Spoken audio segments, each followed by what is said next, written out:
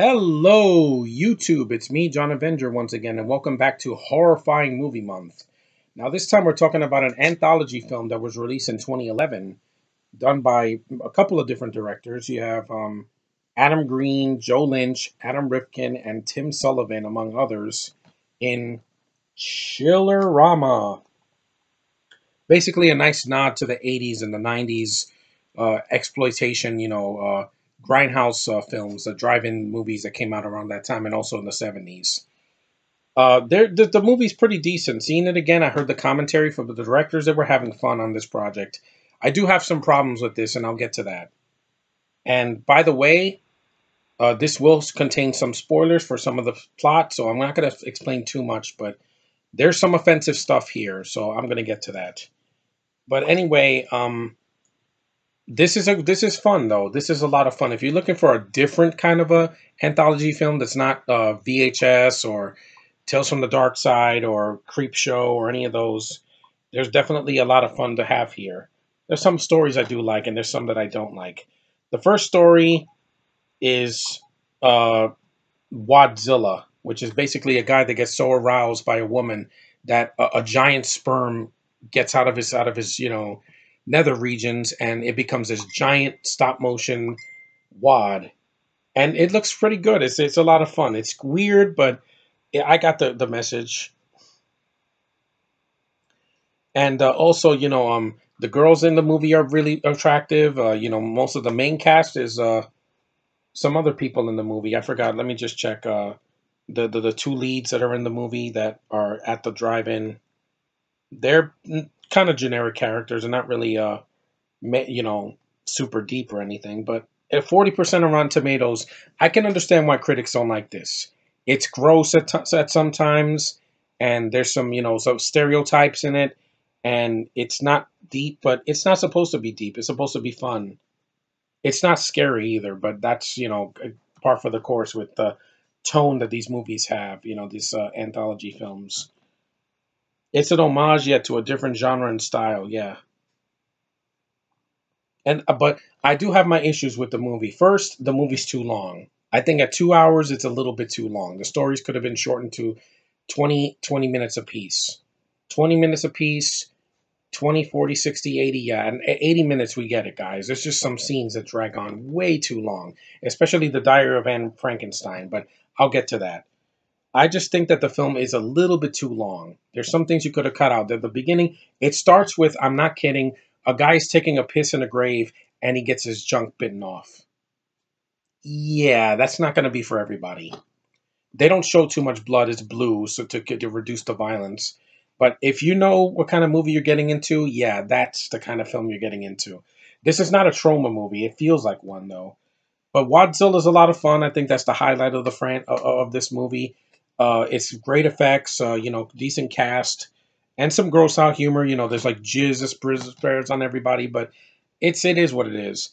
Now, the second story, bear with me. I know Kenneth is going to say in the comments, "Oh, you're just not a fan of these people. You're so homophobic or whatever." I'm like, I'm not gay, guys. I'm not bisexual. I'm not queer. I'm not pansexual. I only like women. Yeah, women, females, not she-males. Females, humanoids that have a vag and real boobs. That's what I'm attracted to. In this story, in the second story, you got, I was a teenage werebear. What do you think that means? It's a homoerotic freaking entendre, meaning a gay man, a hairy gay man. Yeah, not for me, guys. Not for me.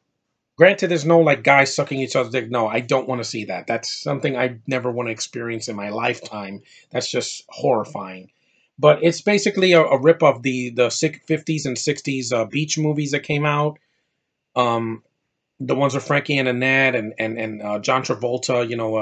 What was it when he did Grease? It's also a homage to the what was it Beach Blanket Bingo and all that. Yeah. And, it tries to make fun of that, but I'm like, I just wasn't laughing. It's like a guy that's in the closet that's trying to, that has to come out as not as a gay man, but as a werebear, a werewolf that's a homosexual. Yeah, not for me. Not never for me. I'm sorry. Oh, you're just pandering. I'm like, you can pander to someone else, but as someone that's like me, that's my mindset, it's not for me. That story just did nothing for me. The actors just they were trying, but it's just too overly homoerotic, and it did nothing for me. But anyway, that one that's skippable if you don't like that sort of thing. The next one is Dire Van Frankenstein. Two things that bother me. It's subtitled, which I don't like reading subtitles because I'm lazy, and also it's all in German except at the end. The end there's a lot of like Jewish vernaculars in it. They say Mashugana, there's a menorah, and the best part of this is when Mashugana right here. That's the name of the Frankenstein monster here, the Diane Frankenstein monster. He is dancing to Hava Nagila Hava. That is the best freaking scene in the thing. First, he takes what's him called it? David Moore, the guy from Avatar and from Grandma's Boy. He's speaking in like broken German, and he takes his arm out and he beats him with it, and then he's dancing Hava Nagila Hava. That's hilarious. Jewish humor always gets me. It just makes me laugh. And I'm not ripping on the movie. The movie has some merits to it. I like the practical effects. They don't use a lot of CG. Like I said, the cast is mostly good. The in the Dire Van Frankenstein, the hot German chick is hot. That's nice. She's a nice a woman that's in the show, and she's not in it too long, but she's in the story, and she does the best she could. But I don't like reading subtitles. Just not my thing. I don't see German films. I'm not Joyman. But then there's another segment where the projector keeps messing up, and there's the most disgusting thing in the movie, which yeah, I would advise you not to eat while you're watching this movie, where it's just a couple of seconds of people defecating, crapping, shitting on screen. Yeah, that's not for me either. So that's a skip. Now the last story is a zombie movie. Basically, you have a bunch of zombies with that run on blue blood that are very horny and just want to screw everything that moves. Something different, but it's kind of weird. Them licking the freaking the car windshield. That's a little bit weird, and them dry humping a dead corpse. Hey, everybody's got fetishes. This movie can kind of be a fetish movie at times with some of the stories, but I do like Wadzilla. That's the best one. Diary of Van Frankenstein had its moments. Bear is a complete joke. I hated that. And I do like the zombie thing because it's practical effects. And basically, this old guy, what's his name? He was in Transformers 4. Let me see the cast. See the cast. Where is it? Origin.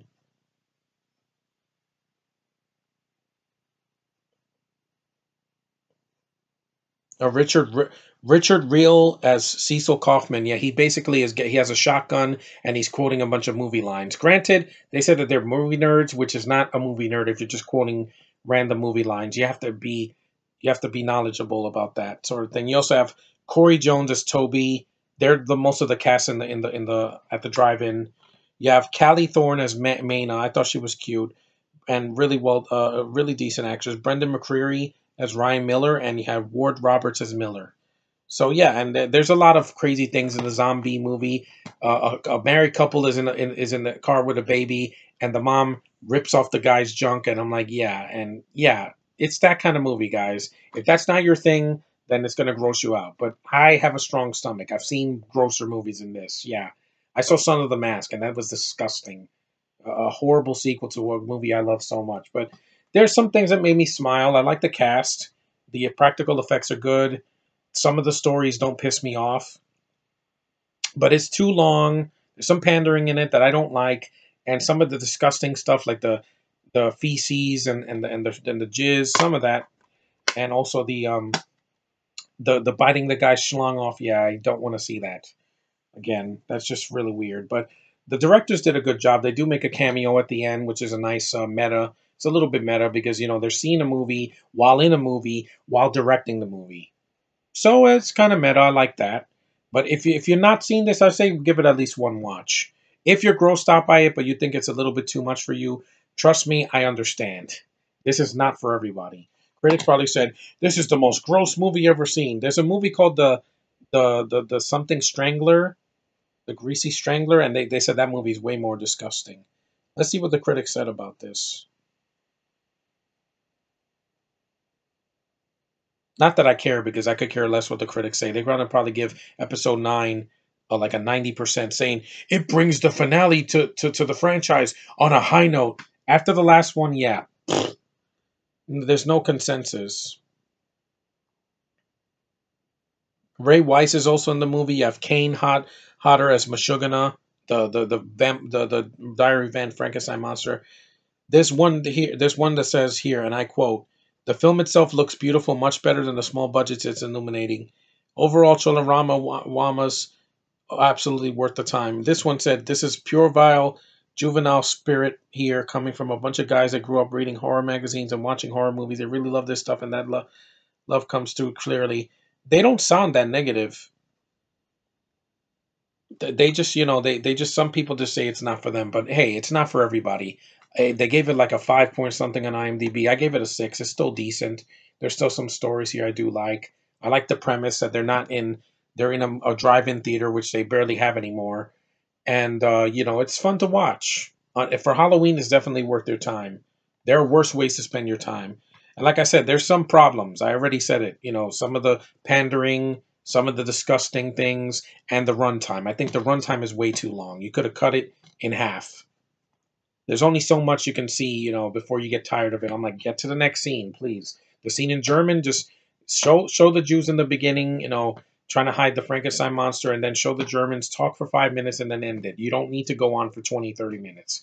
It just goes on too long for that. But it's still entertaining. Was I entertained? Yeah, but there's some things I would skip the next time around. But it is worth your time at least once. So it's not scary, but might give you a laugh or two and some entertainment. So that's my recommendation if you want to see this. But know what you're getting into. This isn't going to be Dracula 1931. This isn't going to be Frankenstein, the Wolfman. This is not going to be the Mummy. This is not going to be The Exorcist. It's more like that, plus some gross out humor from like the scary movies. That's what I would say. But it's just a little bit longer, and it's in parts. It's not one story. It's like four stories and some small side stories. But it's still worth it. It still has a lot of going for it compared to other movies today. I'd rather watch this than any horror movie that came out this year that was like terrible, like that Annabelle movie or whatever. But it's decent. Watch it once. Thanks for watching. Take care, and I'll see you in the next review.